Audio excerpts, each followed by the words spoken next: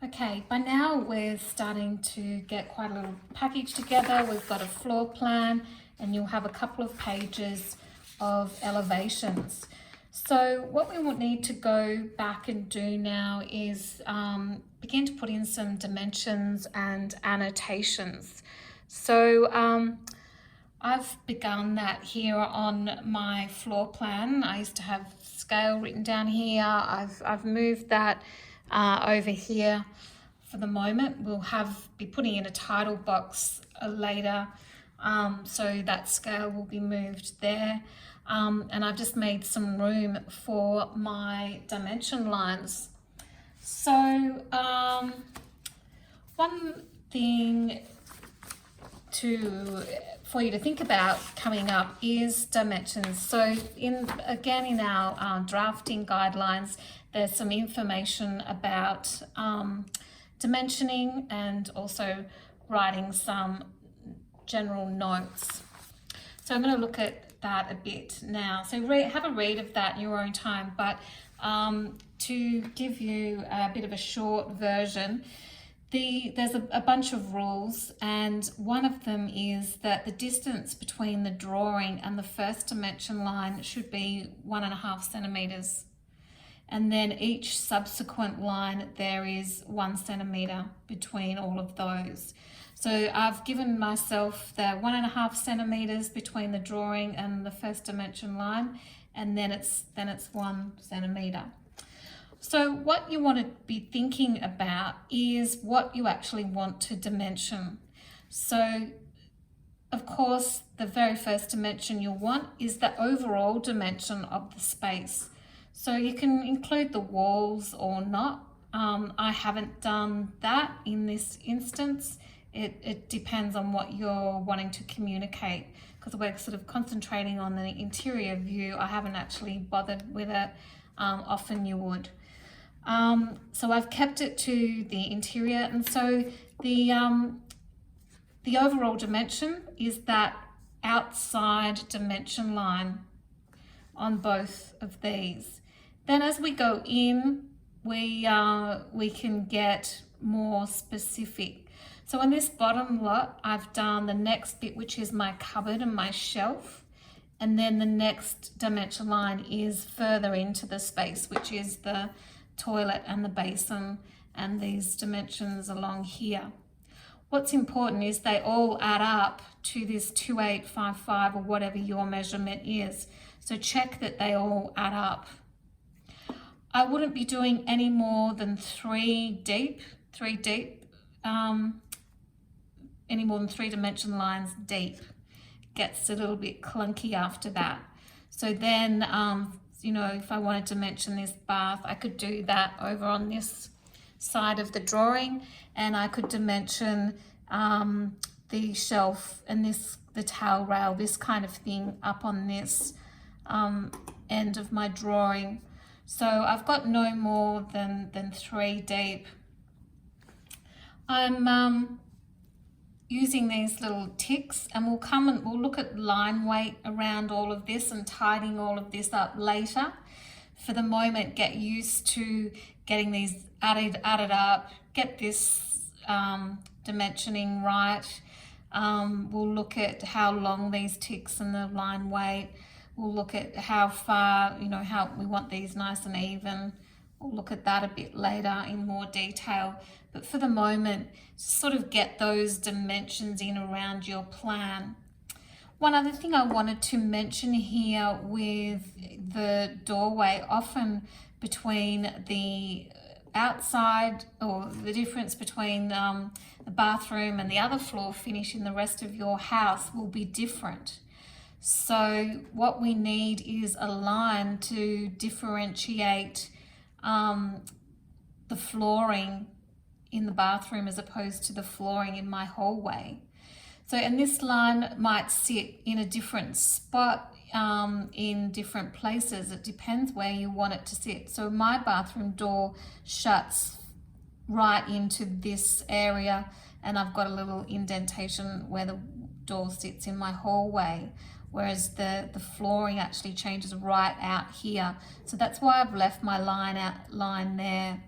So that would show that this flooring is different. And I could show that in a number of ways. I could put a little T1 maybe for a code, and I could have a general note that says the flooring is, T1 is such and such a tile in such and such a color from wherever. That would be a little general note on the side. So I've done a little example of that with the dimensioning of my elevations. So we'll take a look at that. So I've put here, and I've ruled up some lines so I can write into these ruled lines and keep things nice and straight. When we come to trace over that, of course, you won't see all the ruled lines, you'll just see your beautiful writing, which I hope you've been practicing, because yeah, the better you're writing, the better this whole drawing package is going to look. So I've made this 3 millimeters with a mil in between, and then I've left 5 mil in between this general note and the next general note. So I've just put here walls tiled floor to ceiling in 100 by 190 millimeter white tile with white grout. So in the real world, we would get quite specific about that. You know, where is it from, exactly what white grout it is, exactly what white tile it is, and all of that.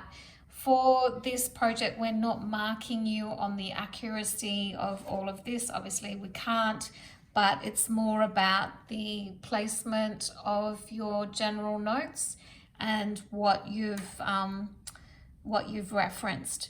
So I've also got here all tapware, Astra Walker in antique brass finish. So that's a couple of general notes, and again we'll look at the layout specifically a bit later on. Another little note that I've got here is, and this one's important, is FFL and FCL. So FFL stands for finished floor line. So this line here is my finished floor line, and FCL stands for, you might guess, finished ceiling line. So I've got those two things placed. And then again, I've got my dimension lines here with the total height to begin with, and then I'm coming in and dimensioning things further in. I could have dimension lines this side as well of my elevation. Where I don't have dimension lines in elevations is this way, the breadth. We don't need that because we've got all those dimensions in our plan view. That's all about the breadth. Our elevations are all about height, so I'm only interested in how high everything is. Okay, so that's some dimensioning, some general notes, and I think we will leave it at that for now. Of course, you will go and do all this dimensioning for all of your 4 elevations, and maybe think about general notes as well. And of course, we were happy to answer any of your questions. You're all going to have quite specific questions, I'm imagining, that relate to your specific bathrooms. But this is the general direction you should all be heading. Also note, like my drawings are getting quite messy. There's mistakes, there's folds. Don't worry about all of that. This is the process that that needs to sort of happen to get to the finished product. So I just grab a student example quickly of a plan dimension. I've got a few notes of my own there, but this is a student example of dimension lines all the way around. You're going to be putting in a title bar. We're going to do that later, and this title later as well, but you can see how the dimensions are no more than 3 deep. They're coming they're 1.5 centimeters away from the drawing, and each one is 1 centimeter, and they're all the way around. We've got the overall dimensions just listed once. You don't need to do it on every single one. And also notice that the numbering, when I'm looking at the drawing this way, I've got all the numbers the same way up, and when I spin it round this way, all the numbering is the same way up, and I can read that. So that's the inked up version. They're a little bit further down the track. At the moment, we're just working on all these quite rough pencil drawings, and where we can make some mistakes, we can fix all of that later when we come to inking up. So that's it for dimensioning and notes there of your elevation, or elevations, I should say. So keep working all week to get those 4 elevations done. So you've got your plan done, your 4 elevations done. Next week, we're going to be looking at reflected ceiling plans. So you will definitely need this one done, because we use the floor plan to come over and do our reflected ceiling plan based off our floor plan. Because a reflected ceiling plan is, it's like we've got a mirror down on the floor reflecting everything that's on the ceiling. So Del and I will be available online for the rest of the session for you to ask us questions. So please work away and ask us those questions during the class time while we're available. Thanks.